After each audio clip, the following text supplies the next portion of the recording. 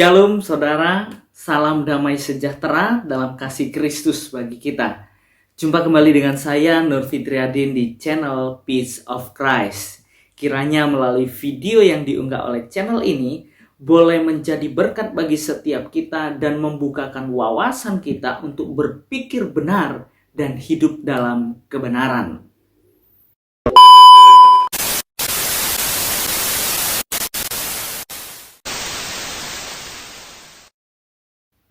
Dalam video kali ini saya akan membahas tentang paparan dari Ustadz Fadil Taslim, yaitu tentang seputar iman kekristenan. Apa yang dibahas? Mari saya mengajak kita untuk memperhatikan video ini. Dan sesungguhnya di dalam Alkitab sendiri juga dijelaskan, ya, Yesus itu diutus oleh Allah hanya. Ya. Malah di Alkitab ada kata hanya. Nah, itu jawaban Yesus ketika ditanya oleh masyarakat. Jawab Yesus, aku diutus hanya pada domba-domba yang tersesat dari Bani Israel. Atau di cetakan tahun lain, bukan tersesat, tapi yang hilang dari Bani Israel. Saya tidak mempersoalkan yang hilang atau tersesat, tapi saya mempersoalkan tentang Bani Israel saja. Jadi sebenarnya sama. Dalam video kali ini jelas apa yang dikatakan oleh Ustadz Fadil Taslim ini. Yang menjadi persoalan adalah Yesus hanya diutus kepada Bani Israel, bukan kepada seluruh dunia. Dan itu yang dikatakan oleh Yesus kepada masyarakat. Nah, di sini nih perlu digarisbawahi. Katanya Fadil Taslim ini mengatakan bahwa Yesus berkata atau memperkatakan itu atau menjawab kepada masyarakat. Benarkah itu ditujukan kepada masyarakat? Kalau kita memperhatikan dalam Matius 15 ayat 21 sampai dengan ayat yang ke-28, sebenarnya jawaban Yesus itu ditujukan bukan kepada masyarakat. Nah, tapi kepada siapa? Dalam Matius 15 ayat 21 sampai dengan ayat yang ke-28, perikop ini berbicara tentang perempuan Kanaan yang percaya. Jadi jawaban Yesus, aku diutus hanya kepada Bani Israel, itu bukan kepada masyarakat, tetapi kepada perempuan Kanaan. Nah, loh, udah keliru ya dari bagian ini, apalagi ke depan ya, pasti tambah salah. Nah, saya sudah membahasnya sebenarnya kenapa Yesus berkata, aku diutus hanya kepada Bani Israel. Yesus menjawab kepada perempuan Kanaan itu. Saya sudah membahasnya dalam video saya yang sudah lalu. Yuk kita perhatikan video ini. Mari kita perhatikan bagian ini. Di dalam Markus 16 ayatnya yang ke-15. Apa di situ dikatakan? Demikian firman Tuhan. Lalu ia berkata kepada mereka, pergilah ke seluruh dunia, beritakanlah Injil kepada segala makhluk. Siapa yang percaya dan dibaptis akan diselamatkan, tetapi siapa yang tidak percaya akan dihukum. Nah, ini katanya bertentangan dengan Matius 15 ayat yang ke-24. Demikian firman Tuhan. Jawab Yesus, aku diutus hanya kepada domba-domba yang hilang dari umat Israel. Benarkah bertentangan? Mari kita pahami bagian ini.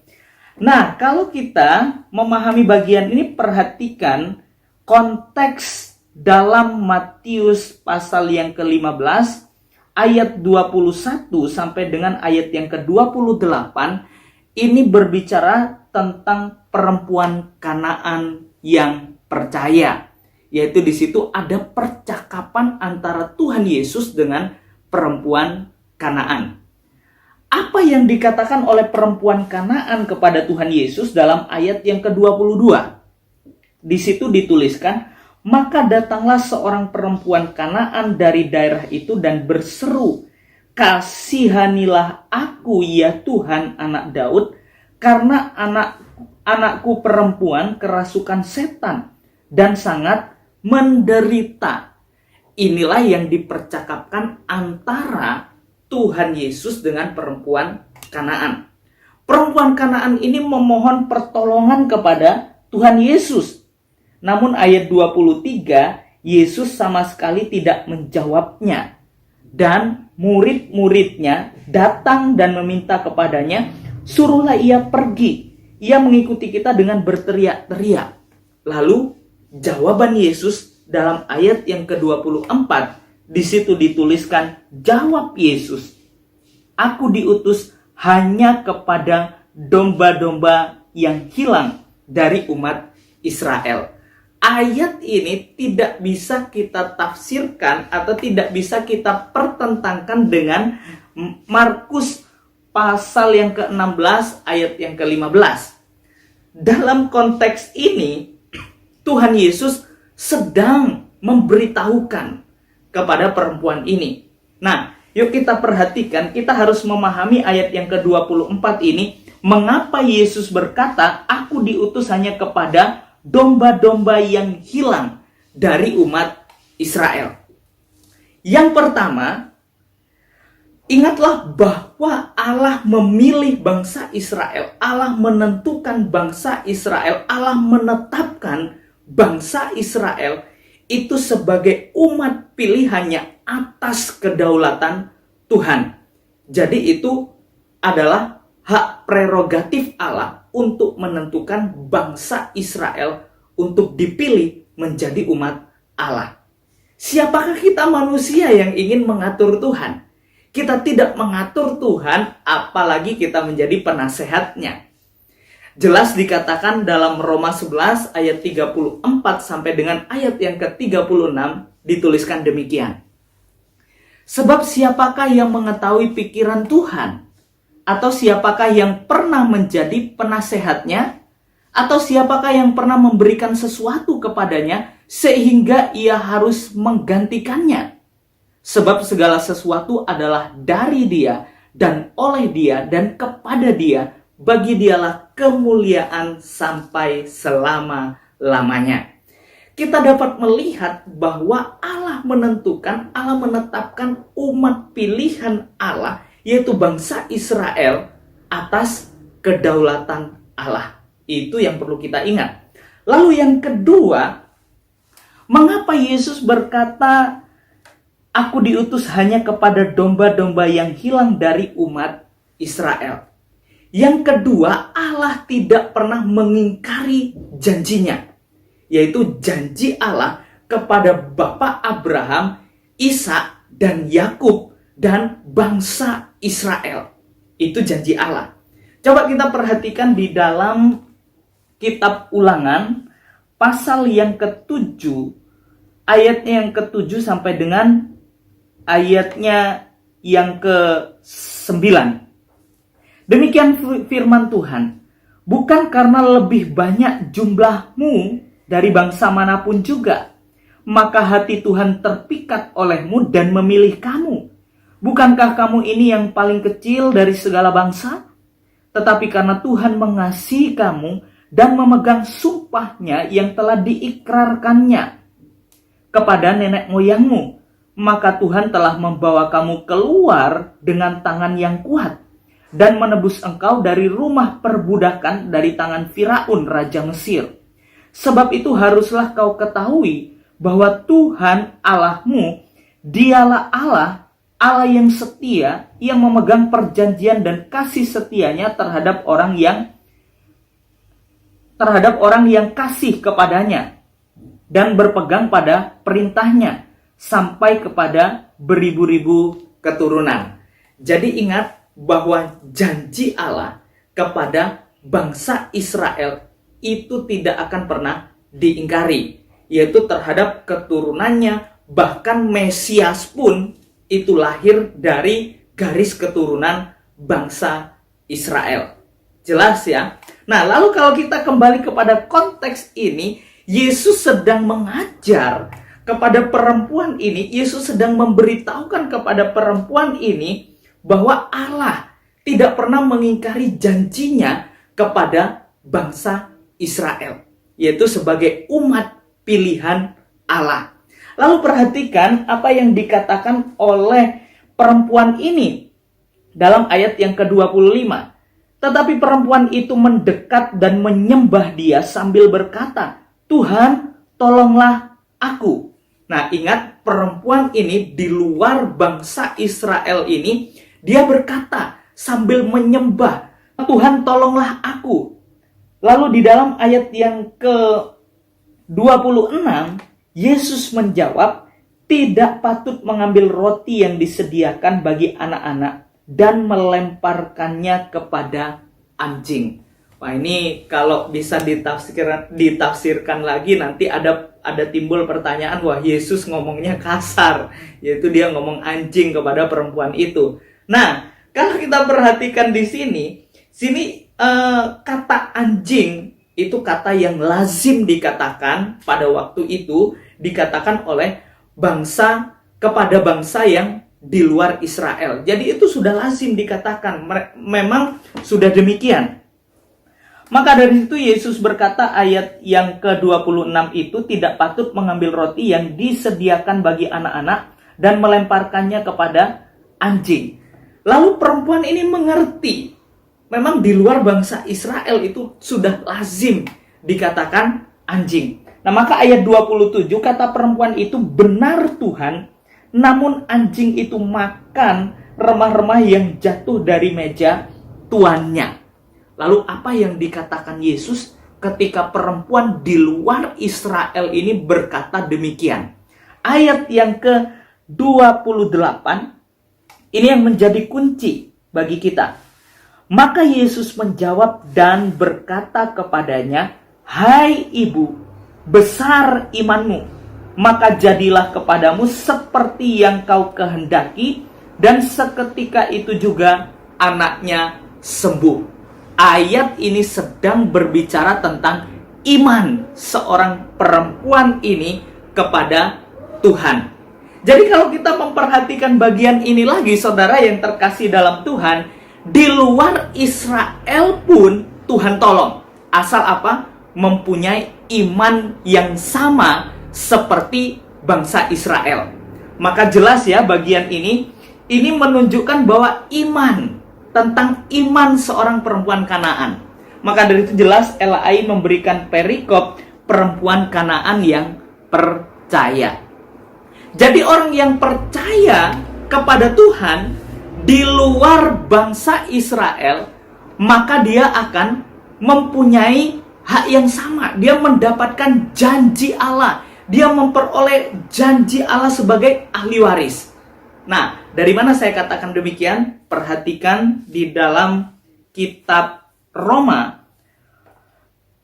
pasalnya yang ke-8, ayatnya yang ke-17. "Dan jika kita adalah anak, maka kita juga adalah ahli waris." Maksudnya orang-orang yang berhak menerima janji-janji Allah yang akan menerimanya bersama-sama dengan Kristus, yaitu jika kita menderita bersama-sama dengan Dia, supaya kita juga dipermuliakan bersama-sama dengan Dia.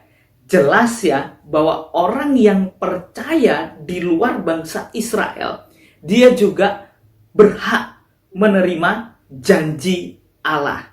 Nah, jelas ya bahwa di luar Israel juga berlaku tentang penebusan, yaitu janji Allah kepada umat pilihan dan juga kepada anak-anak Allah yang di luar Israel. Jadi jelas ya pada bagian ini, kalau kita bandingkan dengan Markus 16 ayat yang ke-15, tentunya tidak ada bertentangan. Sebenarnya cukup jelas apa yang saya sampaikan di video ini. Kita hanya membutuhkan pemahaman yang benar kalau kita memahami konteks Alkitab dengan benar. Tentunya kita juga memohon Roh Kudus untuk menuntun kita supaya pikiran kita tidak disesatkan. Kalau hanya saya baca saja Alkitab mungkin bisa tersesat seperti apa yang dipaparkan oleh Fadil Taslim ini. Padahal Yesus hanya diutus kepada Bani Israel, itu sebenarnya konteksnya berbicara tentang apa? Dan Yesus pada waktu itu ngomong kepada siapa? Bukan kepada masyarakat itu tentunya, tetapi kepada perempuan Kanaan. Saya pikir jelas apa yang sudah saya bahas di bagian ini.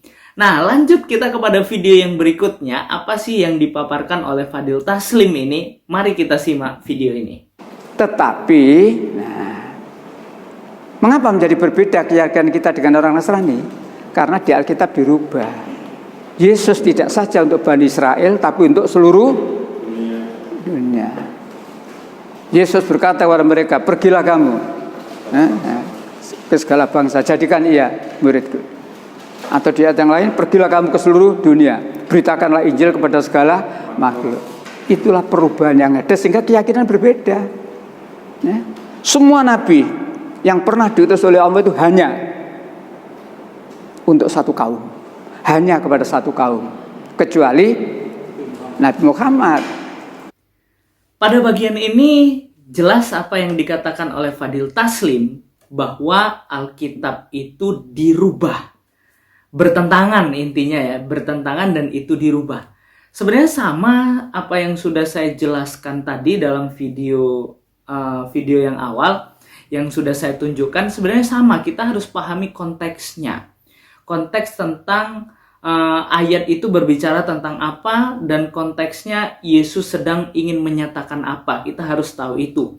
Nah, kalau memang Alkitab itu ada perubahan, saya tantang Ustadz Fadil Taslim, tunjukkan siapa yang merubah Alkitab dan data-data yang valid tentunya untuk mendukung bahwa Alkitab itu dirubah. Kalau memang ada, saya siap percaya seperti agama Anda. Tolong buktikan dan tolong tunjukkan kepada saya data yang valid. Kalau memang benar ada, saya siap untuk percaya seperti apa yang Anda imani. Mari kita lanjut kepada pembahasan yang berikutnya. Apa yang menjadi pembahasan Ustadz Fadil Taslim ini? Kita simak video ini. Nabi itu membawa berita gembira. Nabi itu menyampaikan peringatan saja. Jadi Nabi itu tidak ada peran untuk menebus dosa manusia, enggak. Apa ibu bapak merasa dosanya ditebus Nabi Muhammad? Ditebus Nabi Muhammad? Tidak. Apakah Nabi Muhammad menjamin dosamu tak tebus? Tidak ada. Justru Quran menegaskan tiap orang itu menanggung. Sama, Yesus pun sama. Jadi Yesus juga sama dengan Nabi Muhammad. Perannya hanya menyampaikan apa yang diajarkan oleh Allah. Sampaikan itu. Dan di dalam Alkitab juga banyak sekali ayat-ayat itu. Yesus juga menegaskan. Dalam video kali ini kita dapat melihat pengakuan dari Ustadz Fadil Taslim bahwa Nabi yang dipercaya oleh Ustadz ini tidak bisa menebus dosa. Nah, jelas ya. Coba kita perhatikan sekali lagi. Apa ibu bapak merasa dosanya ditebus Nabi Muhammad? Ditebus Nabi Muhammad? Tidak. Apakah Nabi Muhammad menjamin dosamu tak tebus? Tidak ada. Justru Quran menegaskan tiap orang itu menanggung. Nah, jelas pada bagian ini bahwa apa yang dikatakan oleh Ustadz Fadil Taslim bahwa Nabi yang dipercaya oleh beliau tidak bisa menebus dosa manusia. Nah, saya juga percaya dan saya juga mendukung pernyataan ini.